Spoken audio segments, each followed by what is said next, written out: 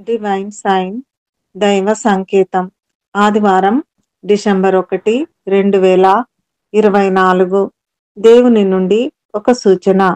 నా ప్రాణమా, నీవేళ కృంగి ఉన్నావు? నాలో నీవేళ తొందరపడుచున్నావు? దేవుని యందు నిరీక్షణయించుము. కీర్తనలు 42:5. ఈనాటి దైవాంశము కృంగుదల.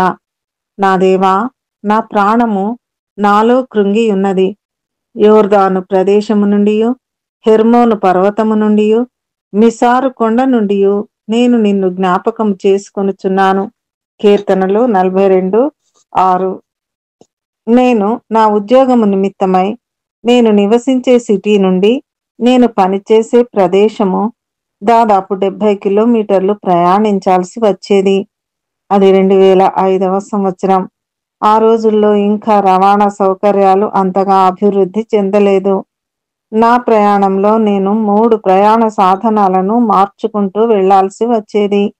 నేను ఉపాధ్యాయురాలిని గనుక పాఠశాల ప్రార్థనా సమావేశమునకు ముందే అక్కడికి చేరుకోవాలి. అనేక సార్లు బస్సులు టైముకు దొరకని కారణంగా ఆలస్యమవుతూ ఉండేది. మధ్యలో ఒక రైల్వే గేట్ ఉండడం వలన అక్కడ గేటు పడినప్పుడల్లా ఎంతో సమయం వేచి చూడాల్సి వచ్చేది. నా ఉద్యోగం చేయవలసిన సమయము 5:30 గంటలైతే నా ప్రయాణ సమయమే నాకు 7 గంటలు పైగా పట్టేది.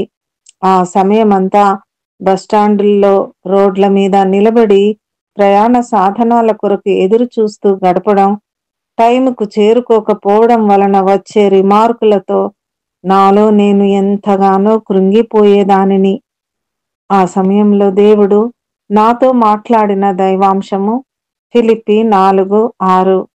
దేనిని గూర్చియో చింతపడకుడి గాని ప్రతి విషయములోనూ ప్రార్థన విజ్ఞాపనముల చేత కృతజ్ఞతాపూర్వకముగా మీ విన్నపములు దేవునికి తెలియజేయుడి. దేవుడు మనందరిని దీవించి తనకు విజ్ఞాపన చేయుట ద్వారా మన కృంగుదల నుండి మనలను విడిపించునుగాక. ప్రార్థన. మా ప్రియ పరలోకపు తండ్రి, నా ప్రాణము నాలో కృంగిన వేళలలో నన్ను పైకి లేవనెత్తినందుకు నీకు వందనములు. మా చింతలను తీర్చి మా విజ్ఞాపనములకు మాకు జవాబు నిమ్మని యేసు నామములో ప్రార్థిస్తున్నాము తండ్రి. ఆమెన్.